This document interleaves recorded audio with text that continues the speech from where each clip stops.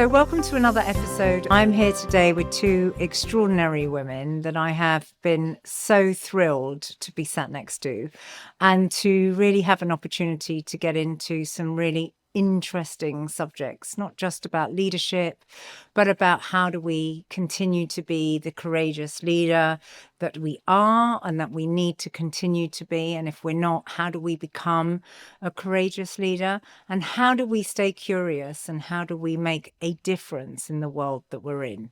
So today I am absolutely beyond stoked to be sat next to two giants in my eyes.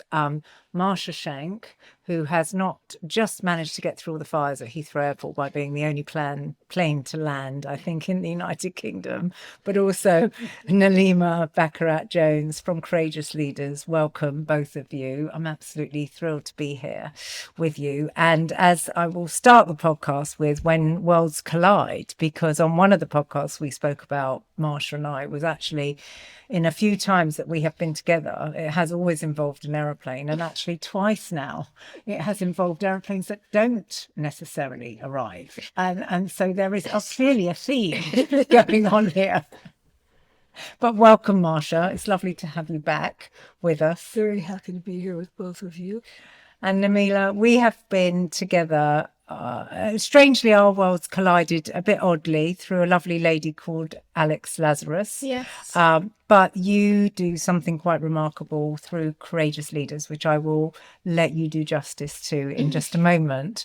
But again, had I not have said yes to a ticket to your conference a few years ago, I know that I would not be sat here. But we have also had our worlds collide recently when we have met many people that we didn't know we were connected to and are completely connected to. So it's lovely that we can be joining forces today, because I think that all of us really, when I talk about you and Marsha, but particularly us at the moment in the UK, are trying to really make a difference. And I hope that that's where we're going to go with this podcast and showing people the difference that we want to make. So do you want to start a little bit in telling us about who you are? Oh, thank you so much. Well, it is a huge privilege and one I've been waiting for since last year to meet you in person. So to your point about 6 degrees of separation, I love that we have so many people in common, but I think the joy of meeting and being introduced to Marsha has left me in anticipation for this podcast. I am, as you rightly pointed out, Nalima Bhakta-Jones. I founded an event called Courageous Leaders back in 2019. It came about through a particularly tragic moment in my life, actually, where I lost both my parents within 3 months of each other in 2016. And it was in reflecting about stories, and we talk about stories all the time, but stories that people told of my mother, that I decided to find a way to honour her legacy and her life. And so I founded Courageous Leaders because she stood for giving a voice to the voiceless. She stood for community. She stood for giving back. And she lived a very courageous life. And it was, when I landed on courage, it would effectively sum up everything that I knew of my mother's upbringing and what she did and how she paved the way. She and my father both talked about education being the passport to the world. So I married the idea of helping leaders to find the courage to be a force for good, for what she stood for, but pursuing a virtuous circle of enabling marginalized girls to access education. And so the net proceeds of our conference, which we'd run for 6 years, have all gone to an education project for girls in Zimbabwe to access and complete their education. And that's in aid of Plan International, who run the actual project on the ground. And to date, we've helped together 13,000 girls. Amazing. And I have been in the room when you have talked about the work that you have done, and I have seen the films of the girls talking to camera about how grateful and how, the opportunities that are bestowed them now that would not have bestowed them had you not done that. And I think that when we use our voices, and this is about voices leading change, you are definitely one of those amazing women that are is doing what we still need to do. And it's sad in a way that in this day and age that we're in, that we have to be banging the drum so loudly for that. But I'm absolutely delighted to be in partnership with you, partnering, banging your drum, knowing that you're doing that and supporting you, because it's just absolutely vital.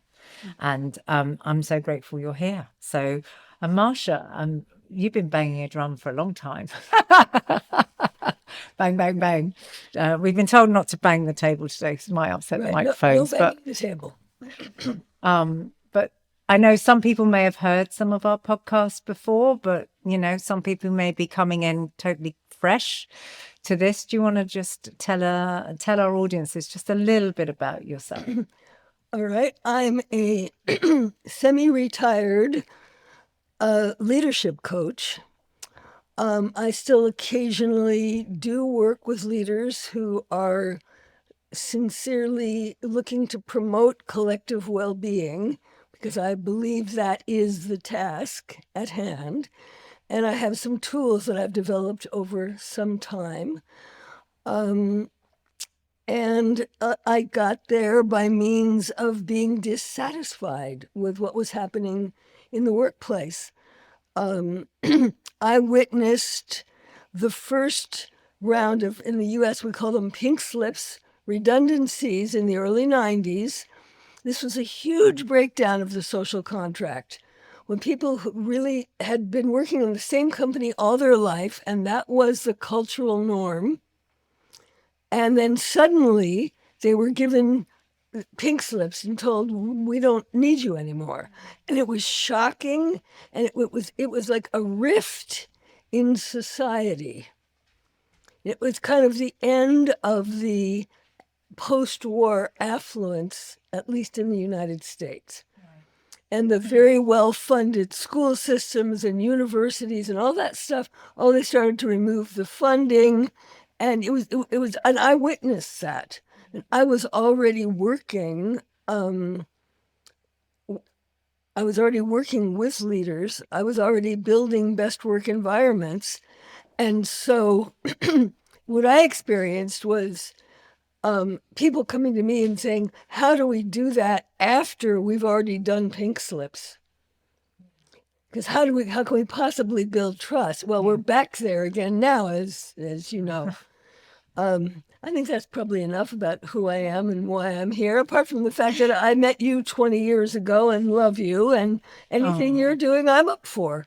And if you haven't heard why she loves me, then tune in to other podcasts. But I'm going to blush in a minute. But I'm going to turn this podcast slightly on its head, actually, that I like to shake things up. And I don't necessarily cover the conventional norm in the way that I do things in life. And I don't know whether that's my dyslexic thinking or what. But one of the things I'm going to do on this podcast today, especially, is I'm turning the tables. And I'm probably going to be more of a participant than a host, because I know that I have two extraordinary women here that need to get into, I think, quite a serious conversation. And I'm really interested to hear you two delve in deep.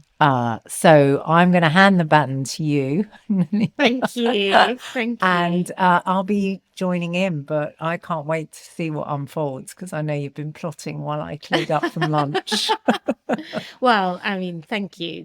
Again, just what an opportunity to speak to actually the original voice. The original voice. The voice that has carried us over many decades. So I wanted to pick up something that you were talking about just now, actually, Marsha, about the social contract.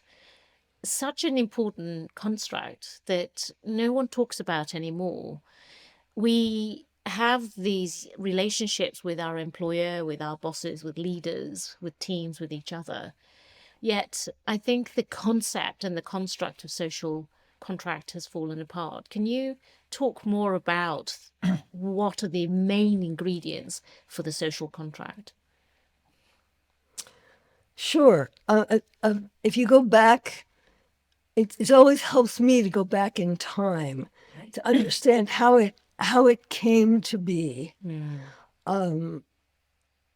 So I grew up in a world. I was born at the very end of World War II in Europe, and I grew up in a context where there were supposed to be policemen who kept law and order. There were supposed to be teachers who taught children in a relatively kind way, but not always kind. Girls were required to wear skirts at school. I was not allowed to wear trousers at school. And we can go on, right? And there was a way things were supposed to be done. And, for a while, it kind of seemed like they were being done that way. And then we started to have breaches. Okay, so you have the sexual rebellion of the 60s, which looked like a big deal at the time, where people were saying, well, they're not going to accept the limitations of marriage. All right, fine. And, roll the video forward, we have the rise of the knowledge worker, and the rise of the knowledge worker creating a greater difference among different segments of society that nobody was paying much attention to except nuts like me, anthropologists, who are looking going, whoa, and like, what's really going on here? And so as we roll forward and find ourselves where we are in a place of polarity, tremendous polarity. We have families who can't have dinner together because they voted for on different sides of an issue. We have teenage boys taking great pride in how much harm they can do as a way of being accepted into whatever they think society is. We have teenage boys refusing to have sex because relationships are too much trouble. Now, that one really got my attention. When I was a teenager, a teenage boy not wanting to have sex because it was too much trouble was just outside the bounds of possibility. So the world has changed that much. And the pain that I see every day that really, really troubles me is people are desperate to get a job. It's getting harder and harder for people to get a job. You would know that there are many unemployed attorneys. Unemployed attorneys driving for Uber or Lyft or a taxi cab company. What is going on here? So there were some rules that everybody was sort of expected to follow, and that has stopped. And now you have the extreme example, as everyone's talking about. How can Donald Trump not follow the law? Well, why should he? Yeah, and it's upended. It's interesting because one of the things that I love in our earlier conversation, and certainly in the conversation that you and Lou had, was this focus on you being an anthropologist, but bringing it into business.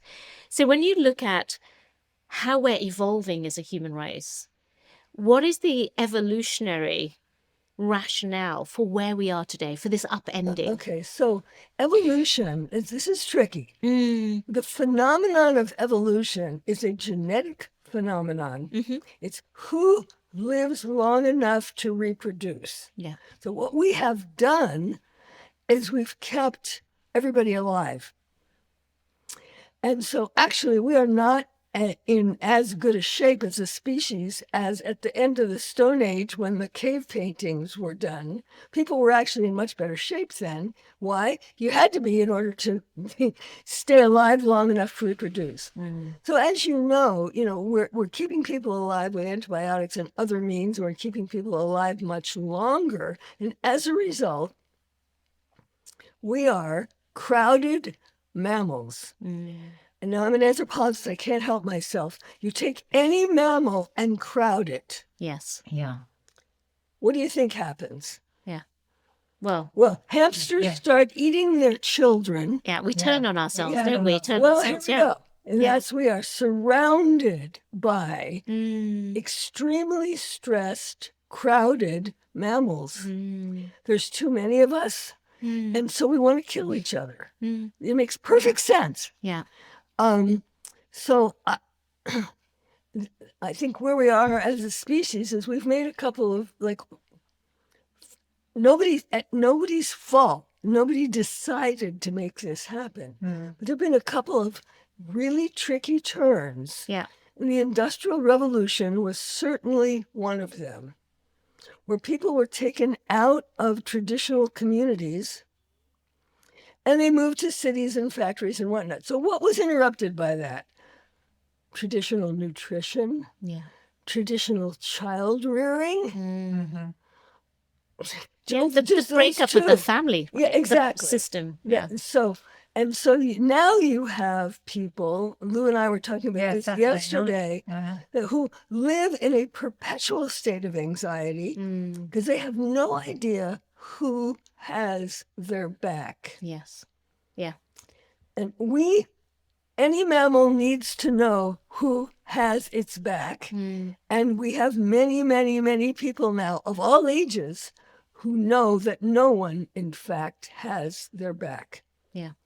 And that's just, yeah. And it's interesting, isn't it? Because we understand that we are living in this perpetual fear that's turning us against each other. So when we have to look at it in the construct of society and or in a business, what's your advice to leaders, knowing that we're in a crowded place, knowing that there's this perpetual fear?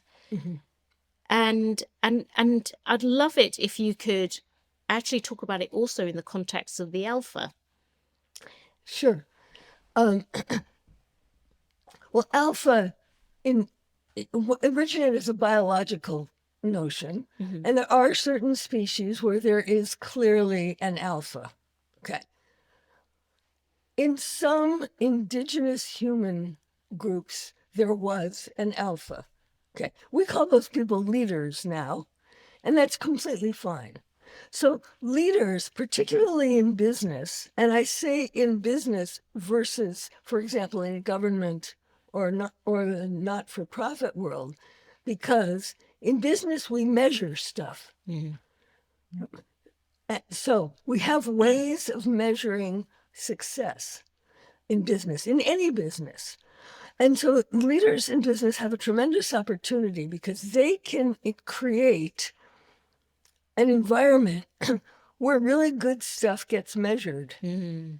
So, right, I'll give you a very quick example of this. I have 30 years ago, I was in a study course with a woman who was named CEO of the Discovery Channel, a TV channel. Yeah, Discovery. Yeah. And I can't remember where she came from. It doesn't matter. But she got there, and she was all excited about it. It's a huge creative opportunity and whatnot.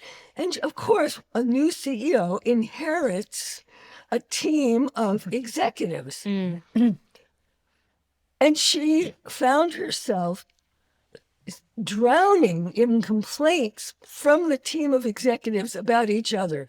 Lou isn't being nice to me. She said something nasty to me last week. And she was going out of her mind. Yeah. And she decided to institute a new metric. And she said, everyone's bonus will be based on whether the 9 people working closest with them feel respected. Nice. Starting today. Yeah. So she had a little report card, and that culture changed on a dime. Yeah. Because why? Because she had given a new metric Yeah. that drove behavior. Yeah. And I mean, that's a funny story, but any leader can do that. And so you can create an environment where the values that you really hold dear are measured. That doesn't mean you have to stop measuring production. Yeah. You can keep on measuring production. As a matter of fact, what I do with my clients, I have them, great, you want to measure production? We're also going to measure my metric with a small number of groups in your company. And let's just see how the ones who use my metric do in production. And invariably, the groups where you are building compassion and respect and taking and encouraging people to take care of each other produce more. Duh. Yeah. Go figure. Yeah. Go figure. This is how we play invested. Exactly. How we play nicely together leads to happiness and actually more productivity. Well, right. But it is not. They didn't get. And when you get an MBA, you aren't taught how to measure that kind of behavior. Yeah. There's and intangibles, right? Exactly. Yeah. And also, they're leading indicators, not lagging indicators, which is a tricky thing because business people are trained to measure lagging indicators. Yeah. So, but any football coach will tell you, Yes, they will. if you're not watching the way they are with each other, Yeah. You can't win. you haven't got a chance. Yes. Yeah. Right? Yes. And I've worked with some fantastic footballers, actually. Paul McVeigh, who may, I hope, listen to this podcast at some point, did some work with me at the BBC. And he came from Tottenham Hotspur, which you won't know, but it's a very big London team here. And he was talking about how you deal with the locker room scenario. Yep. You know, you're failing on the pitch, it's half time, you come back in, and actually most of the men want to kill each other and blame each other, and that whole. And it's how you turn that around so that when you get out there in the second half, you could still win the game. And it's about how you show up for each other. And I think there's just a couple of points, if you don't mind, I'd like to just make an observation on. I think that when you talk about moving that dial, one of the things I think has changed, I don't think it's ever really changed, but it's changed because we've had to make it change, is empathy. And we don't talk about empathetic leadership very much, but I know very close to my heart and Nanima's heart as well. We have a fantastic guy, and I've mentioned him on numerous podcasts. So sorry again to mention you, Ed, but Ed Kerwin is an incredible force to be reckoned with. A 30-something gentleman who was a school teacher who decided to wake up one morning and change the world, and decide to go back into every school almost in the land. I think he's on a very serious message now to actually land in every school in the countries all over the world right now, teaching empathy, because he believed you can teach empathy to young people. Okay. And we've seen it through his storytelling, and he does. And I know you're an ambassador, Nalima. Yeah, the director of the company. Director of the company. Sorry, so you're even a director of Empathy Week, which of course, big shout out to you both there. But I can't. I've brought him into things because I can't believe how many people don't understand. So when you talk about the deconstruction of what you just spoke about, I hear empathy, ego, competition, and all of that this lady at Discovery was dealing with and vying for her attention, because that's parent-child moment, right? We got a new parent, we got a new person in charge. Yeah. How will I shine above you? How will you shine above me? Right? Yeah. So all of that in the world that just observations that I just felt that sort of landed on me as you were. That's so true. And it's a follow-up question as well, because so much is written, Marsha, about narcissistic leaders. And now, even more so than ever before, what we're seeing is that with podcasts, with books, with experts who talk about what leadership is and how to get to the top, you're getting very smart, very educated, well-read leaders who are still narcissists. So they play the game. They know what to say, and they're performative in that regard. So they know that they need to talk about psychological safety, right? They will use and throw these words around, and they'll create an environment that they say, well, let me tell you my story, whether it's authentic or not, but we'll tell a story to try and build psychological safety. But here's the thing that I'm interested in, because of your background, is how instinctively as humans we can tell someone is not authentic. And how do we deal with narcissists who are smart, clever, using these devices to create seemingly artificial trust or artificial intimacy? How do we spot them? Do we know instinctively when someone's inauthentic? Not always. Yeah. Not always.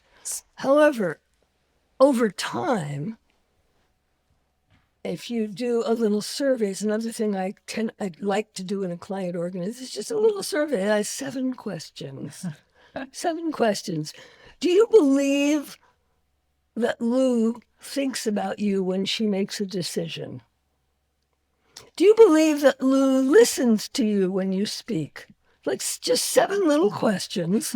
And I've had clients who went, "Oh no, we're not doing that." "Oh really? Mm-hmm. You don't want to know."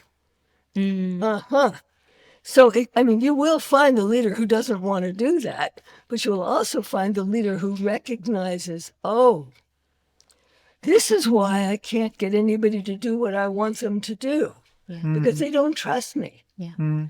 Right? So you won't necessarily know a narcissist right away, but over time, you will discover that people don't trust that person. And there's just various ways to find out. You have to do it anonymously because you can't have people being afraid that they're going to hit the guillotine. But there are ways of doing that, making sure that it's absolutely anonymous. Yeah.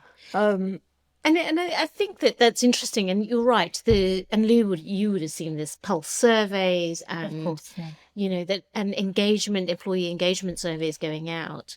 But there remains quite a lot of cynicism today about HR. Yes, and well deserved. And that's what I keep hearing. And conversely, when I speak to CPOs and HR teams, they're saying today, we are having to not only manage leaders who have big egos and demands and demand to have communications that make them sound good, appear well, have social media accounts, look after everything. They have to be able to take it upon themselves to influence the culture and shift the culture. They have to be able to do the operations. They have to manage people. So they're overwhelmed. That's what they're saying. So to have to also now pay attention to what's the impact of technology on our organization? What's the impact of the latest? They themselves don't feel equipped. And so I wonder whether your experience of HR is coming from something similar to what I'm hearing, that they're not equipped. They're not equipped to support companies. And again, you'll hear me say this over and over again. It's nobody's fault. It's not their fault. But there is a big question. What is the value add of HR? How does HR actually contribute to collective well-being? You're going to have a hard time getting an answer, right? So if you look at it that way, you will see it's a systemic problem. Yeah. It's not the problem of the 300 good people who happen to be employed in HR. It is a systemic problem. So you have to go back, take it back to the foundations, and maybe go even as far as Ricardo Semler. Yeah. Which we discussed before. Yes, give everybody the tools and see what they come up with. Yes. Another issue, and again, not HR's fault, is scale. We are mammals. We are biological beings. Our brains evolved the way our brains evolved. And there are only so many people a human being can pay attention to. Yeah. And so if you scale down the organization into pods of no more than 150 people, the problem of HR vanishes. Yeah. You then get to know those people. You know them by their names. You have a human relationship. And you just ask people, would you like to have Lou continue to work on your team or not? Yeah. Really simple questions.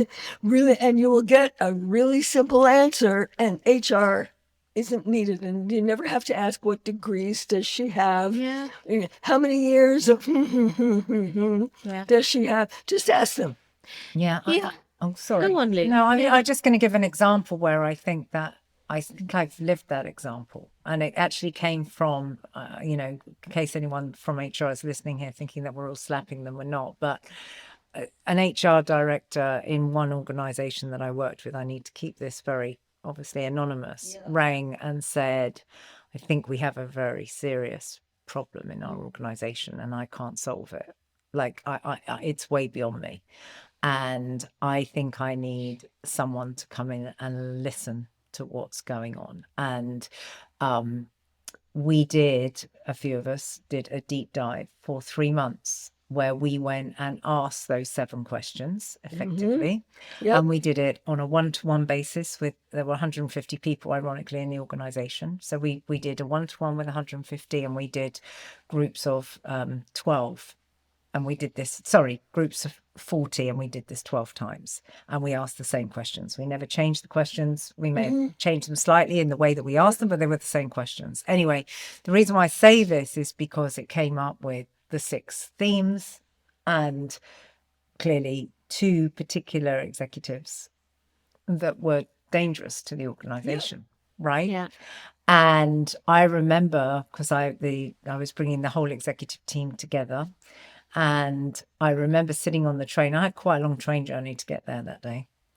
And I don't think in the history of my career, honestly, that I have been as nervous as I was to reveal to this team, to this leadership team. What those results. I mean, I was trembling. And before my partner in crime and I, if she's listening, she'll know who she is, stood up in that room, the chief executive of that area of that business, I'm just changing names and things deliberately, stood up and said, ironically, I don't think I've ever been so nervous to come to the results of an engagement situation, whether you call it survey, whatever you want to call it, pulse survey, listening exercise, than I am today. And he looked at every single one of the executive around the room and he said, "I am nervous, and you should be. And I don't want anyone here except to listen, and listen hard, or what we're going to be told." So we got up and I said, before I tell you, because, the underlying thing, by the way, is they all wanted the PowerPoint and the script before I went, right? And I wouldn't send it. I would not send it. Nope. I can't tell you how I fought with my partner in crime that we are not emailing anything. No. And I said, before I give you those results, I'm going to ask you the same 7 questions, or whether it was 7 or 6 or whatever, right? And I asked them the question and put them into groups, and their results were the same, because they actually fundamentally knew what the problem was, right? They all could articulate it, but what they couldn't do collectively was solve it. Yeah. Right. And I will say that they did recover. They have gone from strength to strength. If I was able to tell you who they are, you would know instantly that is true. And they have totally and utterly changed the culture in the way that they were. I'm not saying they're all tickety-boo and it's all sweetness, rose and light, but we had people, I had to get supervision after some of the listening exercises. I went and got supervision because I couldn't believe that we treated human beings the way some of those human beings were treated. So the reason why I say that is because it was so, bravo that HR woman. Bravo, because not only did she do that, she went on record in the organization for doing it that way. And she told her story. So that if there was anywhere else within this big conglomerate that it was happening to. Yep. Yeah, it's extraordinary. Wonderful. It's a wonderful story. It is. It's a great illustration. I mean, it's a great illustration of how a senior executive can fool themselves for as long as possible, because not a single one has the courage to say, "Hey, I think we've got a problem." The emperor has no clothes. Loads. That's right. And one of them is gone. Oh, sure. Yeah. Of course. You will have that. Yeah, you will have that. And that's just it, isn't it? That you can have this perpetual toxicity at the top, which cascades into an organization. We know it's contagious. We know that what happens at the top happens in the business. But that denial of, not being honest, not being frank, not having the respect to listen carefully and the courage to say we need to tackle this. But it took someone else Yeah. to do that, to bring you in to say we need to actually listen Yeah. to our Well, people. as a child, I'm just guessing here. Were you ever allowed to say, this is not acceptable? No. Okay. So I'm so surprised to hear that. Yeah. I don't know how much you have heard of my story. But it's one of the things that's different about me is that I started noticing what wasn't acceptable at a very young age. Yeah. And I have noticed all my life how few people are able to say, this is not acceptable. Yeah. But we don't teach children that. No, of Isn't course that not. interesting? I mean, I think that, when I reflect on things that shaped me growing up, the inevitable, exactly as you described in the opening, the inevitable, you're a girl, obedience is rewarded, how your appearance is complimented. So girls are not given permission to go out and be Right. raucous and rebellious Correct. and get mucky and dirty in the Yes. playground, because that's what boys do. Mhm. And so that behavioral change and shaping happens at such an early age. And then it happens in school. Girls are noisy, and if they are, they're disobedient. But people expect boys to be noisy and raucous. Mhm. So if they come in loud, that's the expectation. And I think it follows into business. Mhm. The expectation of some male leaders, not all, but some, is that women will be obedient and you will listen and you will do as you're told. So it comes as a surprise when a woman is going to assert herself. And rather than use the language of, well, that's okay because we want you to be assertive, it's okay if a man's assertive. But actually in the way of business today, we shift the language and we refer to her as being bossy, or Bitchy.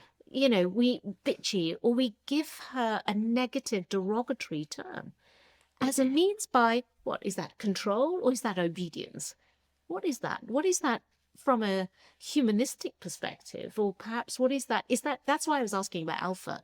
I was wondering whether naturally we have an alpha because we need the hierarchy, and that's just a relationship. And the way that Simon Sinek talks about it. He talks about the need for an alpha because we need something or someone strong who goes and battles for us and hunts for us, whilst the alpha is asleep. Then we need the others to take care and keep a watchful eye in case the enemy comes, in case the saber-toothed tiger comes to harm them. So there is a natural need in a tribal society, or in society generally, for hierarchy and for the alpha. That it's up to the rest of us to take care of the alpha. There's a need for social norms. So the social norms may include an alpha, may not include an alpha, but we do need some social norms.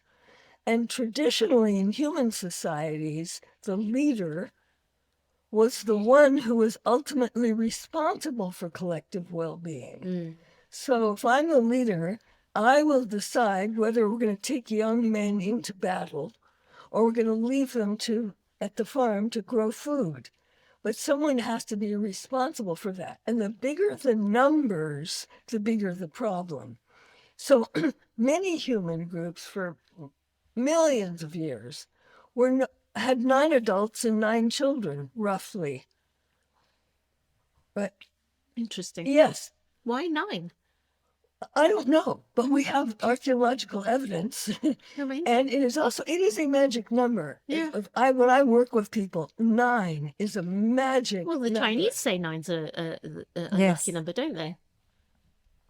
Yeah, I mean it's I think just from the Chinese New Year. yeah. I mean yeah, it's the amazing. Yeah. So if you have 9 adults and 9 children, then you naturally will have a council. a campfire where everyone can be heard.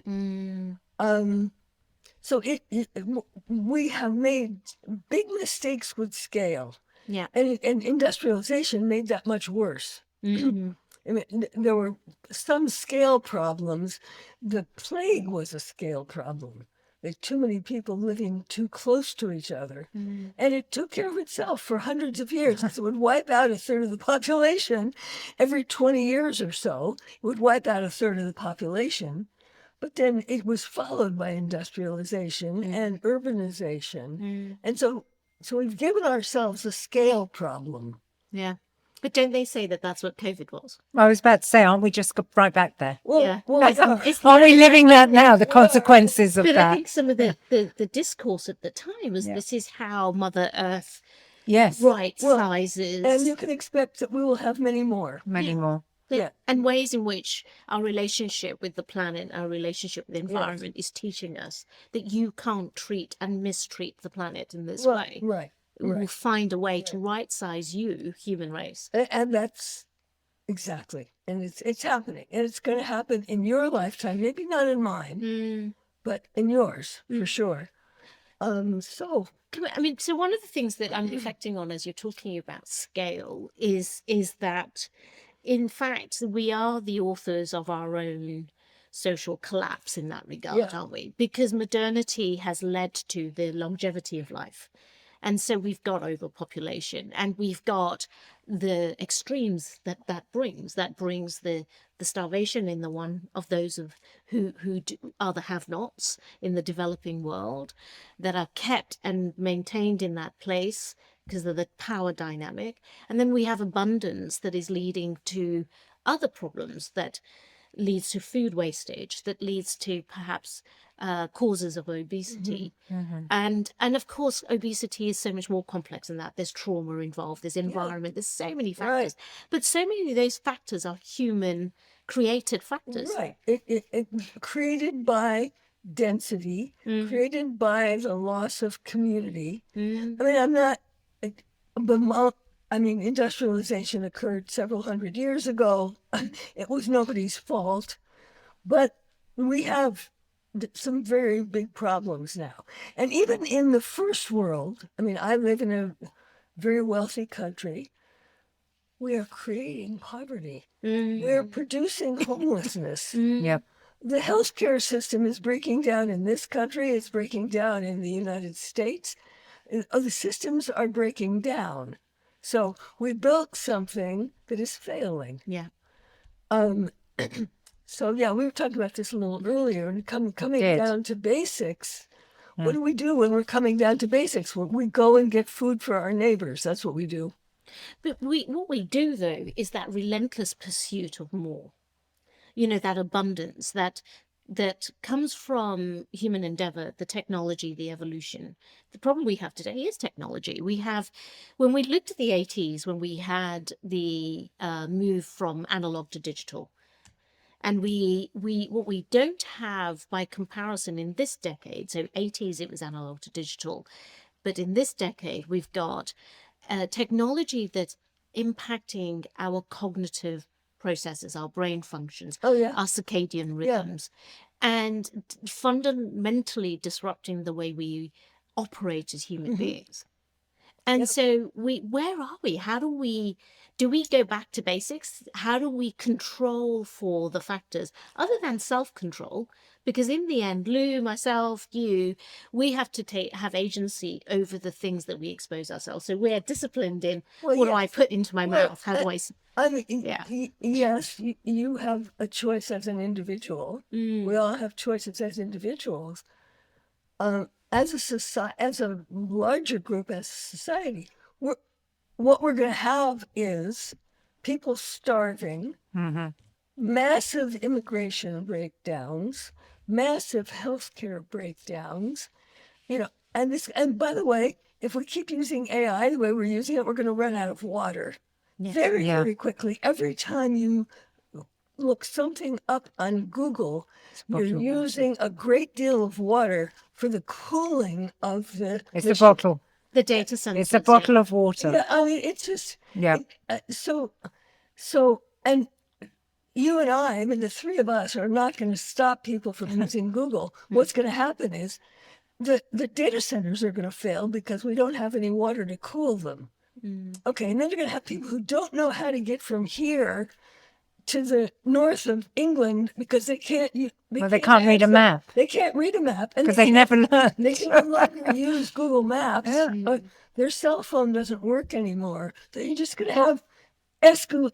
It's And going I think that's, it's funny because this is a conversation we were having just recently. There's an article in the Financial Times that said that when they start looking at human intelligence, they see a distinct decline in numeracy and verbal reasoning from 2010 onwards.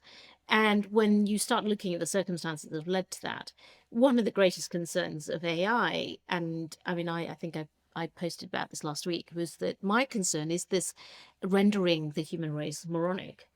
Because we have stopped allowing ourselves to be able to rationalize, to use and synthesize complex issues. And in the most simplistic way of explaining this is to say, yes, of course, every leader, every CEO, anyone who leads an organization just wants the answer. They don't want to hear the long division.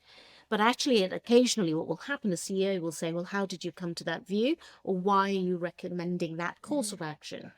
And that's that point in time, they're going to say, who have you spoken to? What data did you review? What were the inputs that got to that recommendation?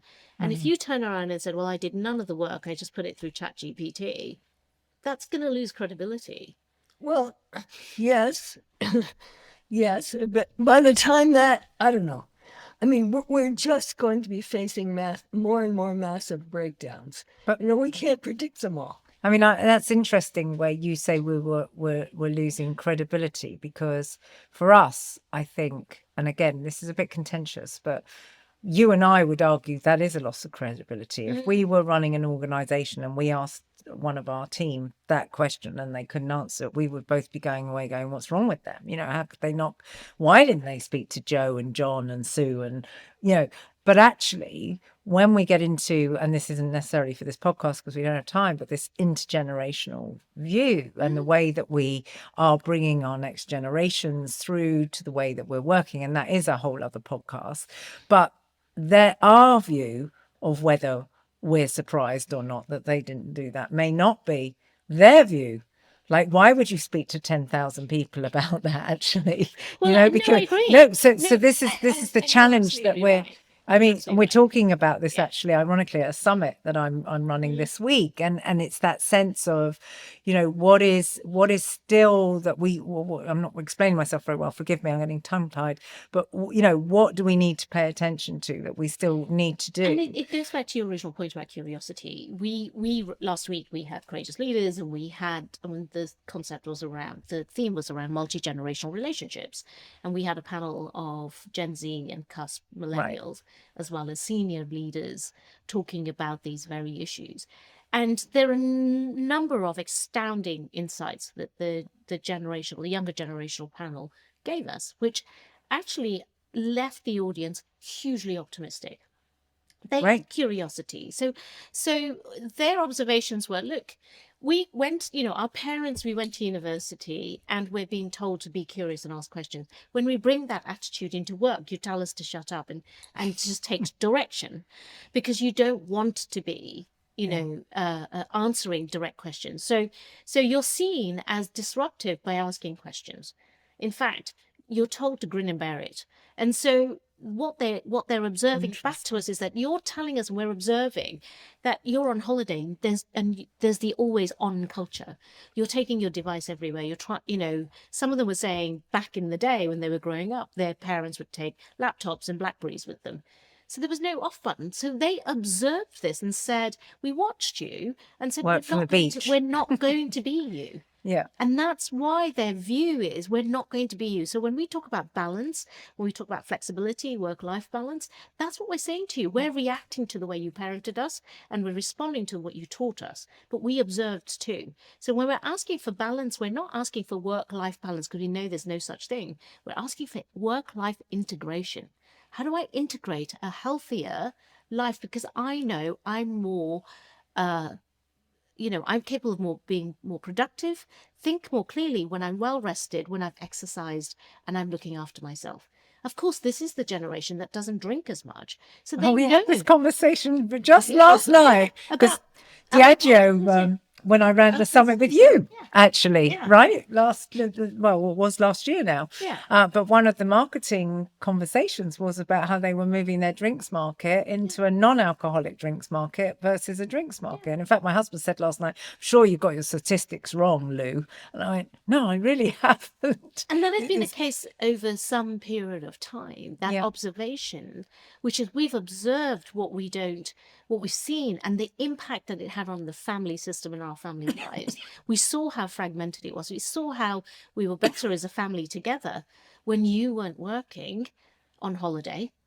But we also saw the dynamic of dual income households. And what my concern is about that the social norms for many decades is that women stayed at home and did housework. But when you challenge those norms, because modernity means such that we now have all of the savings of, and women with intelligence want to go and work. They want to do things that really empower them to do the best work they can. They're being told that the patriarchy exists in the workplace, that it's not designed for them. So what do we do? Because women like us are always going to rebel. And actually, we're labelled as rebellious. We're labelled as not fitting in. Why, yes. So that's a social norm that we're upending. Well, and sorry, just before you answer, just in the context of the UK, we are now we're the silver surfboarders or something, and we're the unretiring, because the government changed the laws on our pensions. So whereas I thought I might have the luxury, at the age of 60 to retire, I don't, because they've just moved it to 67. They're even talking about raising it higher. So really, at least for another 10 years, it would, unless I'm fortunate and in a position to have a private pension or a very good pension, because I've worked in an organisation for a very, very, very long time, I can't retire. So not only can I not retire, I don't get my pension. Oh, and when I do get my pension, it's not nearly as much as my husband would get. Right. And depending on what pension you've got, you may or may not actually be left anything by your husband's pension if it's tied to another organisation. And on top of that, women live longer. Fact. So all of those dynamics, and yet we're finding it and we're regressing. Everything that we've strived for and worked for, we're regressing. That's right. And in addition to everything you just said, if you work 7 years longer, then my grandson has a harder time getting a job. Yes, absolutely. Right? And so you have more and more young people who are disenfranchised, unable to function. I mean, it's which is what the current government's concerned about in the UK. Well, yeah. There's a significant portion of young people who are not in work, and a group of adults who are and they've got a specific name, sort of uneconomic, they're not working, they're not contributing to taxes. Somehow they're living in between. That's right. So you asked about how do I know modernity is collapsing? Yeah. Here we are. we just unpacked it. All of this data. Yeah. It's not working, folks. Yeah. I mean, it's nobody's fault, but we're in a pretty serious mess. And this is fascinating, because one of the things about human beings is that we strive to continue to feed ourselves. I mean, that's the whole rationale of, to stay alive, we need to go and, farm and gather and hunt. And so that is innate in our DNA, that we go and do that constantly, which is why we're constantly striving. And of course, we're, as mammals, on the intellectual pyramid at the top end, because that's what is unique about us. So we're never going to change that. What we do need to change is our relationship to each other and the planet. Well, I don't agree that we're constantly striving. No? No, that's a cultural thing. Okay, that's not a cultural norm. My hair has to look as good as someone's, right? And I have to have exactly, that's all cultural, right? If you if you look at people who live differently, you may find that they're not striving. Mm. And that striving is a cultural artifact, or it's a cultural byproduct, really, of the, I think, actually, again, of industrialism. So, industrialism and Protestantism occurred at the same time. The merit of used to be before that in order to be a good person, being a good person was moral. It was a matter of kindness and piousness. Yeah, Of sorts, being an right? upstanding member of society. Yeah. What happened with Protestantism and industrialism is you could be virtuous by being wealthy. Right. And so the matter of virtue as performative is not that old. And when you think of 10 generations is nothing in human history. So I think that whole matter of competitiveness and striving, can be undone. Yeah. And that's a lot to do with why I live where I live. Yes. So I live in a place where people aren't striving and aren't competing and wear the same shirt every day. And, you might find that boring or whatever, but it just isn't. But we're generally living in a world now, unfortunately, where it's the opposite. Am I as thin as that person, or have I got the right trainers, or am I, and I look at the children today. I mean, I've married into a blended family. I have 8 grandchildren, varying ages of 7 to 21.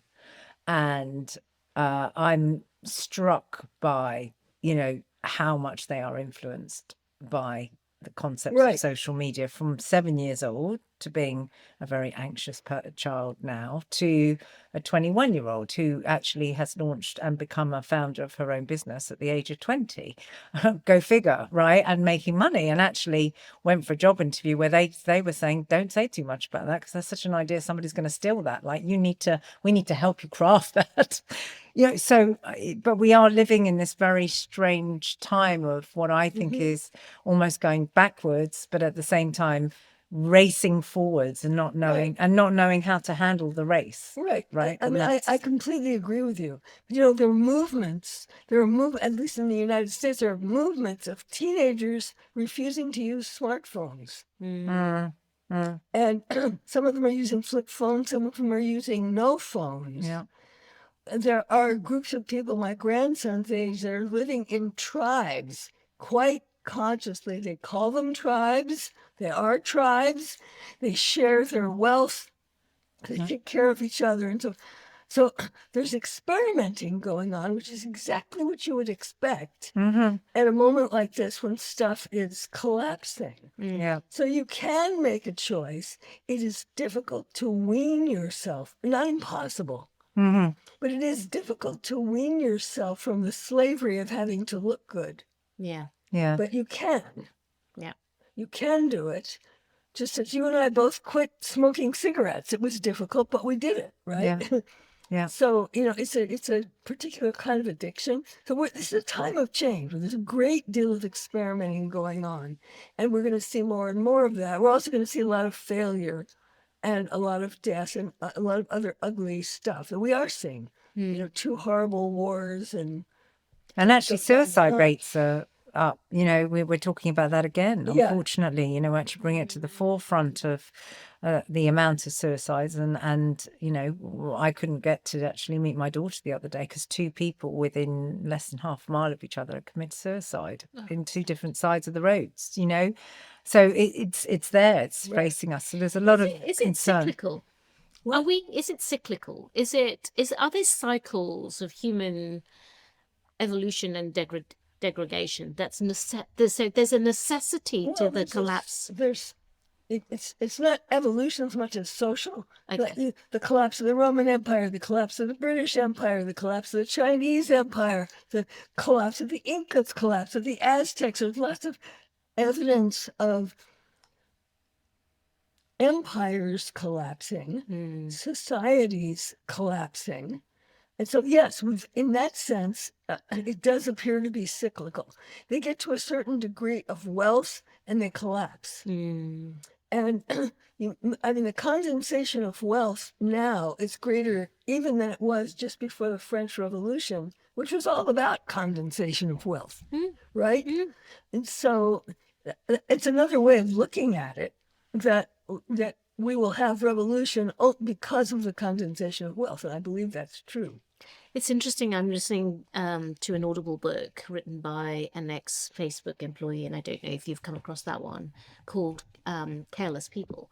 And one of the things that she says is effectively that she was surrounded by people with a great deal of wealth, and the explanation that Sheryl Sandberg, the then COO of Facebook, gives her is that there's a wealth cycle, Yeah. and that the wealthy people go through various cycles to the point at which they end up being philanthropic, because that's something to do with their wealth. So inevitably they go on holiday, they go on exotic holidays, they then start getting fit and getting trim and getting work done sometimes, and then eventually they end up with philanthropic goals. And I've heard you say this before, and of course, you know, one of the things I used to joke about is that you can't be philanthropic and poor, but you can be. And I think this is a wonderful segue, using Lou's term, into this point that you were making earlier on, that to be kind to other humans doesn't require wealth. That's right. Can you say more, Martha? Oh, sure.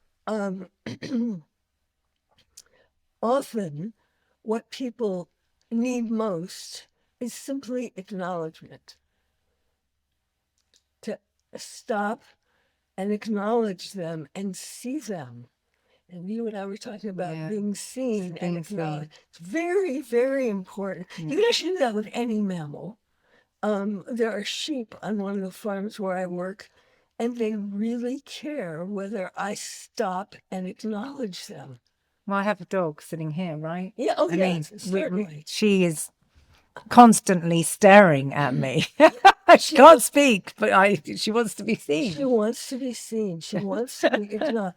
So just the acknowledgement itself. And once you have done the acknowledgement, sometimes you can see, oh, this person really needs help cutting their lawn or weeding their garden or bringing their groceries from the car into the kitchen because they can walk, but they can't walk and also carry something. I mean, it's those little things. You don't need wealth to do that. Yeah, we need to. And I think that's extremely important. Thank you. And you find wealth operates very, very differently when you think about it that way. There's a fellow in the United States, I follow him on Substack, and I'm fascinated by this guy. He's actually a graduate from Harvard.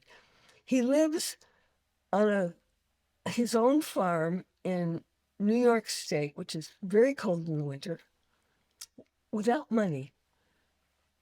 He raises sheep. He gives the meat to his neighbors and other people in his community that are not quite close enough to be called neighbors. He has a soup pickup. The soup is made from stuff from his farm, and weekly you can come and get it, but you can't pay for it because he doesn't use money. Right. But he has a list of tasks that you can help with, has a list of things that the farm needs, and if you so desire, you can contribute. You can bring your children and help with the who knows what tasks. So it's community again. And that's how, and he writes about this on Substack, and he's poetic. I mean, he's a gorgeous human being. Someone gave him a vehicle. They thought he ought to have a vehicle, and they gave him a vehicle. But prior to that, he was borrowing vehicles from people who were coming to the farm to get meat and soup. Okay, actually, that's the way it worked for a very long time. Money wasn't really invented until after the Renaissance. The Renaissance was like yesterday in human history. Yeah. So, we can do it. We can do it. But our hair might not be well, Well, I definitely need a haircut now. That note. Narina and I are off to the hairdressers. Yes. Although I have been away with this gorgeous lady, and can I just tell you, we're really going to end on talking about hair. I really hated her because she came in with really wet hair and it was wild. And by the time we finished dinner, it was just beautifully dry. And I had been in the, this is such a female conversation. I had been in the bedroom with my really expensive hairdryer going, and straightening every morsel on my head. But anyway, that's for a longer. Anyway, that's a whole other podcast. But can I just say that, I would love to continue to carry on, but we are so out of time. But and I will offer some reflections, as I'm sure you will, to me too, a little later when we have a coffee and reflect. But for now, what can I say? Apart from the fact I could probably go on and on.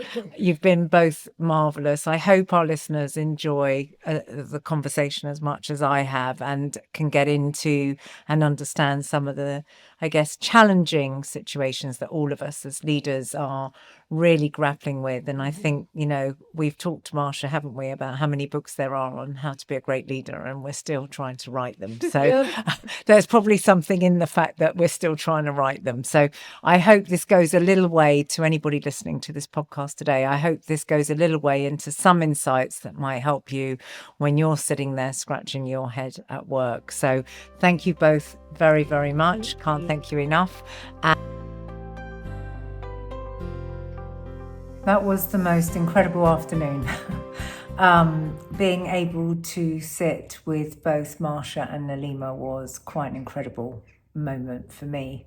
I had introduced them about a year ago, and I know that Nalima was absolutely stoked to be sat with Marsha.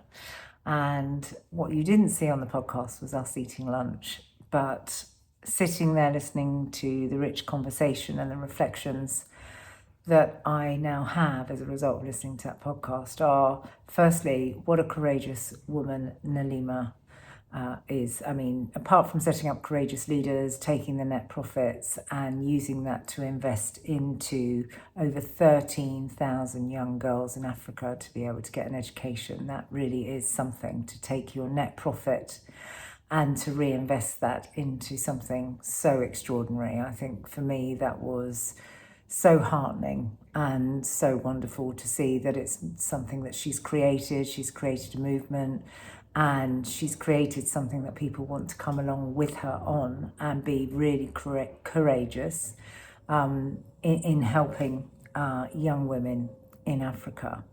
That would be my first reflection. I think my other reflection was, thinking about when you have been dissatisfied with a situation. Marsha talked quite a bit about that.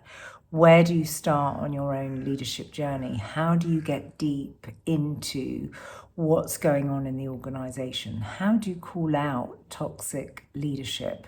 Something I know in my time, if I'm honest, I've had to endure. It's not always been easy. In fact, some of it's been actually really awful. But living in a toxic environment isn't good too. Have you ever been able to call it out? Have you felt that you could call it out? Have you ever thought how you might, as a leader, when you see it within your own team, work on dealing with that toxic behaviour and calling it out? And I really loved the way she talked about the pink slip. I didn't actually know at first the pink slip was pink slip, but of course the redundancies. I'm sure a lot of you listening have either been made redundant or have been at risk of redundancy. I have actually been made redundant twice in my career. First time very unsuccessfully for me because I was completely unprepared. Thankfully, the second time I took all the lessons from the first and have really knew where I was going when I left and didn't let my morale fall through the floor. That doesn't mean I didn't grieve that I had to leave an organisation perhaps I wasn't ready for. But I think what it did do was give me the skills and the ability to think beyond my pink slip, as Marsha would say. And then she talked about the social contract and the construct of our social society. And Lalima talked quite a lot about that, challenging her. And she mentioned a few things in that podcast, didn't she? You know, a lone baboon is a dead baboon. We've heard her say that on other podcasts. She also talked about the fact that medicine is keeping us alive, which is great, but at the same time, the downside to that is a lot more of us are living a lot longer, having to work a lot harder, which means the jobs that should have been available to people earlier are therefore not available. She also talked to us about being a crowded world, and again, her analogy, Marsha's, about being a mammal, and that is that, you know, if you crowd animals, they fight back. And as she put it, we're seeing the result of that, aren't we? A crowded world, 2 world wars, many other wars. We just seem to only be talking about 2 world wars right now.